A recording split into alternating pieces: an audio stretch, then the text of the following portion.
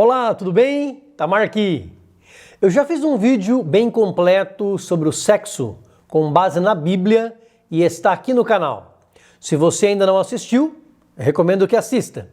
Mas no vídeo de hoje vamos falar da sutileza do inimigo para deturpar o sexo criado por Deus. O que significa a palavra porneia? O que a Bíblia diz sobre o adultério, a prostituição, a fornicação e a homossexualidade? Como um casal pode conservar-se sexualmente puro diante de Deus? Fique comigo até o fim deste vídeo e vamos continuar crescendo na graça e no conhecimento de nosso Senhor Jesus Cristo. Se ainda não se inscreveu aqui no canal, se inscreva em menos de 2 segundos. Basta clicar no botão vermelho logo abaixo do vídeo aqui no YouTube. Já clique no sininho para ser avisado todas as vezes que publicarmos um vídeo novo. Deixe o seu like, clicando aí no joinha, no gostei, para que o YouTube saiba que este vídeo faz bem para as pessoas e possa enviar para mais gente. Compartilhe esta palavra de Deus com todos os teus contatos. Vem comigo!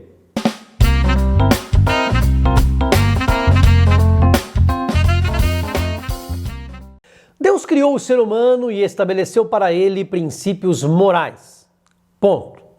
Muito além do que imaginavam os grandes pensadores, como Adam Smith, que dizia que os princípios morais vêm das experiências históricas, ou David Hume, que via a moral de forma empírica e ligada à paixão, ou como Immanuel Kant, que defendia a razão como base para a moral. A grande verdade é que a moral nasceu em Deus. Deus é moral, moralista e nos deu princípios e valores morais. Porém, estes princípios e valores morais têm sido descaradamente ou sutilmente atacados pelo inimigo. Como as pessoas enxergavam antigamente o sexo antes do casamento? E como enxergam hoje? Como era visto o adultério no passado e como é visto hoje? Como as pessoas encaravam a homossexualidade há alguns anos e como encaram hoje? Houve evolução ou regressão? A sociedade está mais moralizada ou mais imoral?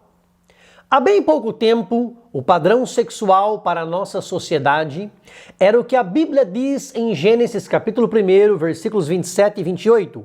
Criou Deus o homem à sua imagem, a imagem de Deus o criou, macho e fêmea os criou, e Deus os abençoou e lhes disse: frutificai e multiplicai-vos e enchei a terra. E no capítulo 2, versículo 24, o próprio Deus diz: portanto, deixará o homem o seu pai e a sua mãe, e se unirá à sua mulher. O padrão de Deus estabelecido na Bíblia foi um homem para uma mulher e uma mulher para um homem. O que mudou? O apóstolo Paulo, escrevendo aos Coríntios, na primeira carta, no capítulo 6, versículos 12 a 20, diz: todas as coisas me são lícitas, mas nem todas as coisas convêm.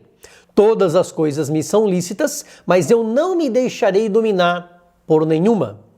O corpo não foi feito para a prostituição, mas para o Senhor. O nosso corpo é membro do corpo de Cristo, é templo do Espírito Santo e será ressuscitado para ser transformado. Por isso Paulo pergunta: vou pegar o corpo de Cristo e me unir a uma prostituta, tornando-me um só corpo com ela?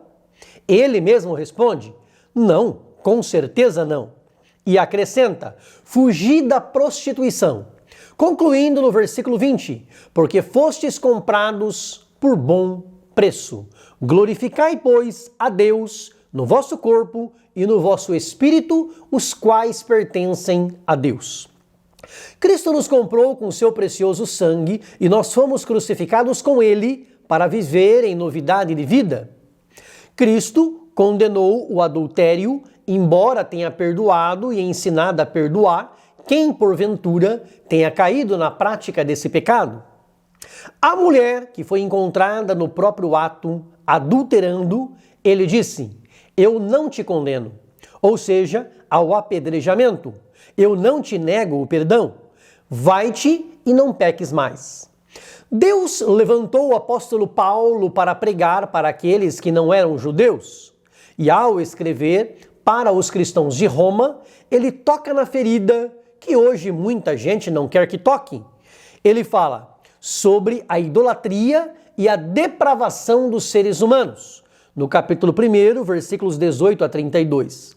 Começa dizendo: do céu se manifesta a ira de Deus sobre toda a impiedade, porque embora os seres humanos tenham conhecido a Deus, não o glorificaram como Deus.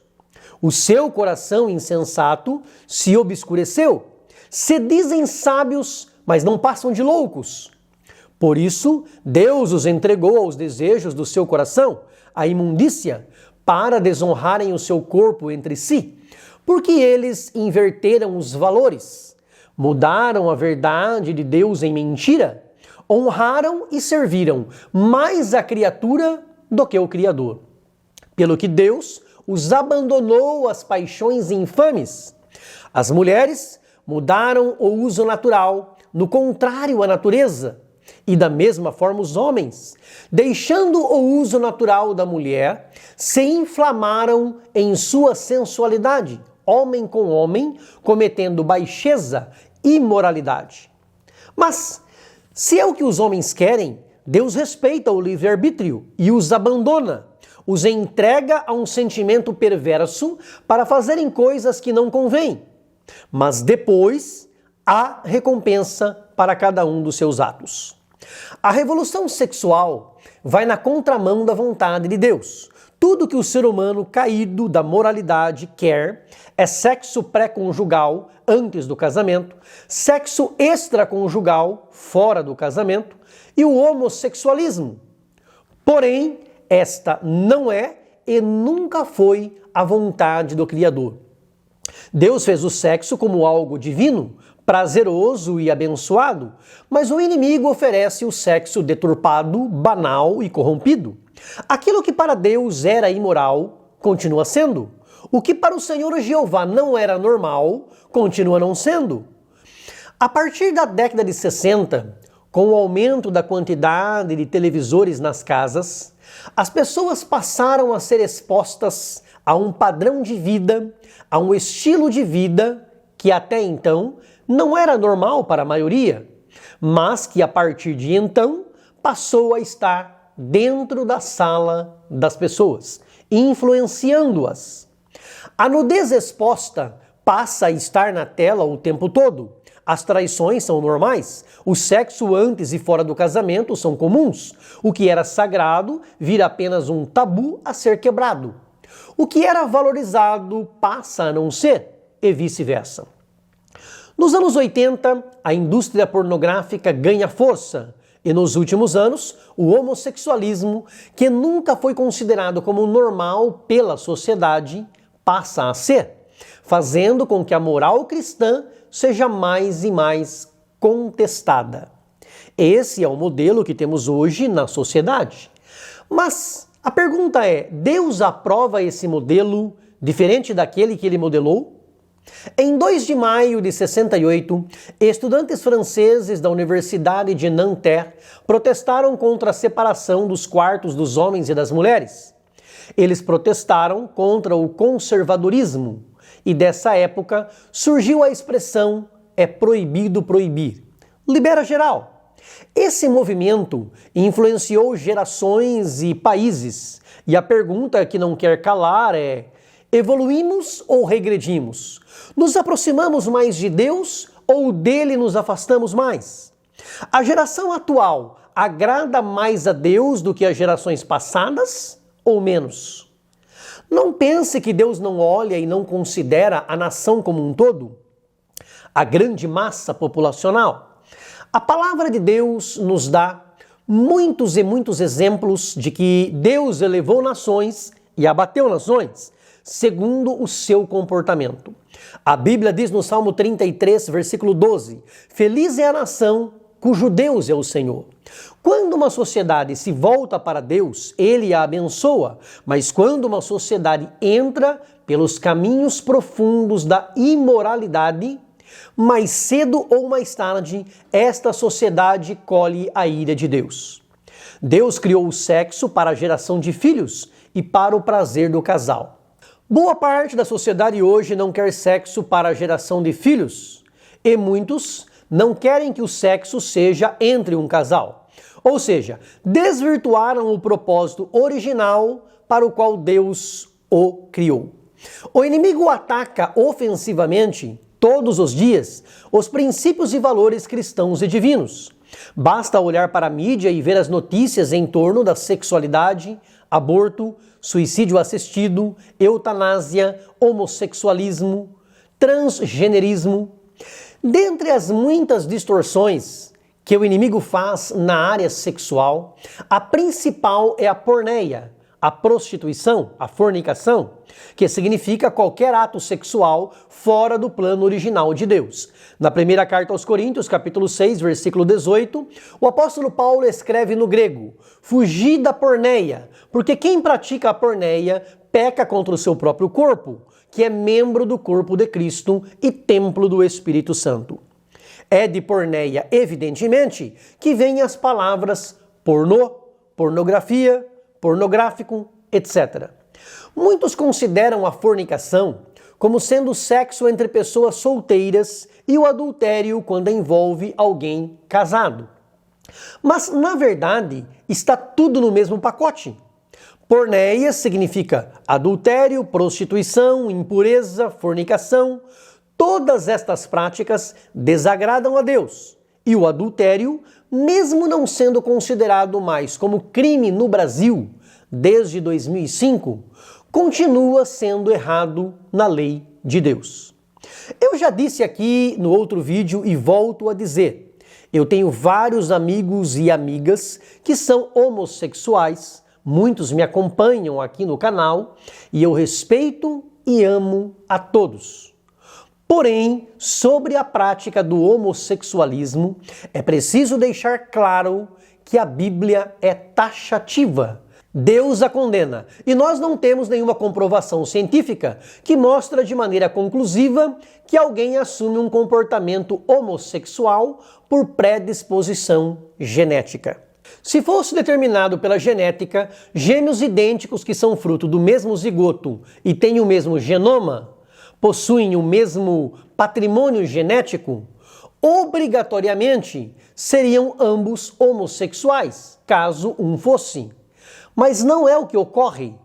Raramente, quando uma pessoa é homossexual, seu gêmeo idêntico também é.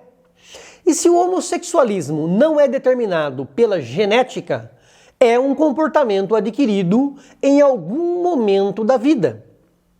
Na primeira carta de Paulo aos Coríntios, capítulo 6, versículo 10, a Bíblia inclui os efeminados e os sodomitas na lista de pessoas que não herdarão o reino de Deus.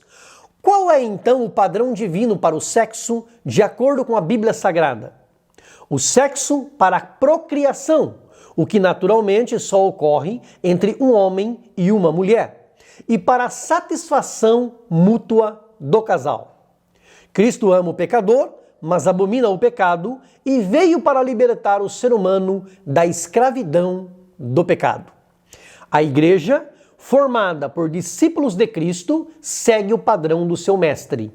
Ama todos os pecadores, incluindo os adúlteros e homossexuais, mas reprova estas práticas e proclama que estas pessoas busquem a Deus, sejam libertas por Cristo dessa escravidão do pecado ou doença da alma, conforme mostrado na palavra de Deus. A mensagem de Deus hoje é: fugi da porneia, andai em espírito e não cumprireis a vontade da carne. Se você concorda que esta mensagem é de Deus, dá um like, clica no joinha e escreva no comentário: eu concordo. Grande abraço, beijo no coração, fica com Deus.